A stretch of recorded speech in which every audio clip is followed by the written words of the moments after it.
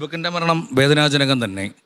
പക്ഷേ 1000 ഭീരുക്കളോടൊത്ത് ജീവിക്കുന്നതിനേക്കാൾ നല്ല ആത്മഹത്യയാണെന്ന് ദീപക് ചിന്തിക്കാനുള്ള കാരണം എന്താണ്? സ്ത്രീകളാണ് അപ്പുറത്ത് നിൽക്കുന്നത്. അവരെ നേരിടാൻ പ്രയാസമാണ്. പ്രത്യേകിച്ച് ലൈംഗിക ആരോപണമാണ് ഉന്നയിച്ചിരിക്കുന്നത്. എന്നാൽ ഇതിനെയൊക്കെ അതിജീവിച്ചവരുടെ ഉണ്ടായിരുന്നു. ആദ്യമേ തുടങ്ങി വെച്ചതാരാ? ഇവിടുത്തെ ഒരു ലീഡിങ് മാധ്യമവും ഇവിടുത്തെ പോലീസും കൂടെ ചേർന്നിട്ട് ഇന്ത്യയെ അറിയപ്പെടുന്ന ഒരു സയൻറ്റിസ്റ്റിനെ ഇല്ലാതാക്കിയ കഥ. അദ്ദേഹത്തിൻ്റെ ജീവിതം മുഴുവൻ. പക്ഷേ അദ്ദേഹം ആത്മഹത്യ ചെയ്തില്ല. അദ്ദേഹം അതിനെ നേരിട്ടു. ദീപകിനത് കഴിയാതെ പോയി.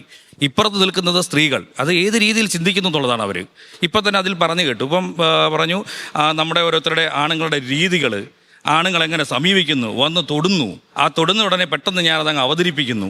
ഇത്തരത്തിലുള്ള ചിന്താഗതികളും സ്ത്രീകൾ വളരെ ശക്തമായി കൊണ്ടു നടക്കുന്നുണ്ട്. ഞങ്ങളെ നിയമം സംരക്ഷിച്ചോളും, ആണുങ്ങളെ ഏത് രീതിയിലും ഉപദ്രവിക്കാം എന്ന ചിന്താഗതിയിലേക്ക് സ്ത്രീകൾ മാറിക്കഴിഞ്ഞു.